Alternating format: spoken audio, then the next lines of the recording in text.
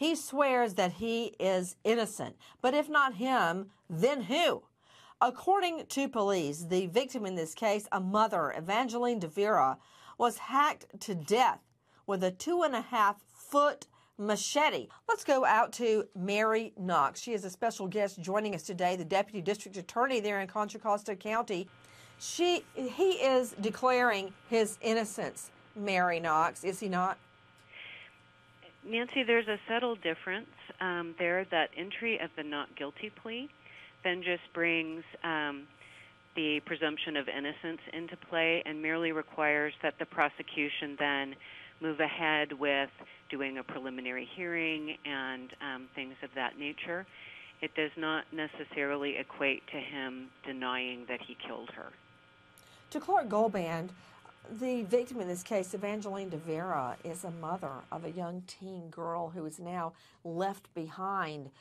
What's interesting to me is that he says he is not guilty. If not him, then who, Clark Goldband? Well, Nancy, that's right. She was just dropping off her child, her teen child, with the father of that child. And we're also learning from law enforcement, Nancy, that in fact, there is supposedly a reason why this alleged crime took place. Now, what that reason is, authorities are not revealing it. So it'll be interesting to see how that plays out. Let's go back to Mary Knox, the Deputy District Attorney, joining us in California. What is the status of bond?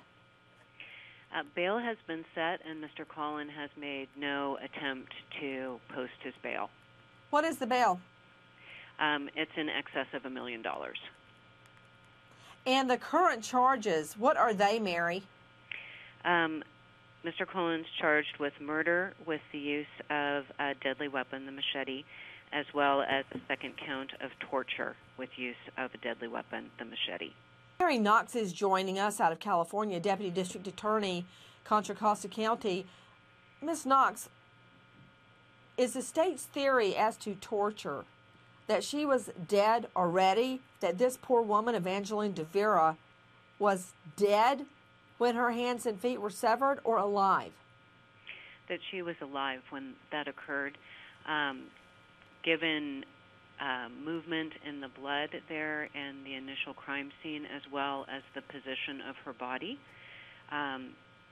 it appears just from the scene itself and that body positioning that she was in fact alive when her hand was severed and her ankles were chopped.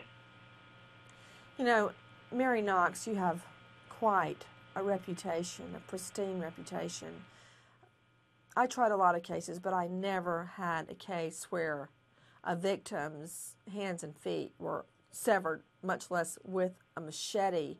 I cannot imagine what this woman went through. Ms. Knox, so is that the theory the state's going on if they were to seek the death penalty, if they do seek the death penalty? The torture theory would be a special circumstance. At this juncture, we are not prepared to charge the special circumstances of death penalty allegations, but we'll see how the evidence unfolds at a preliminary hearing, and we'll consider whether or not to add the death penalty allegations following that hearing.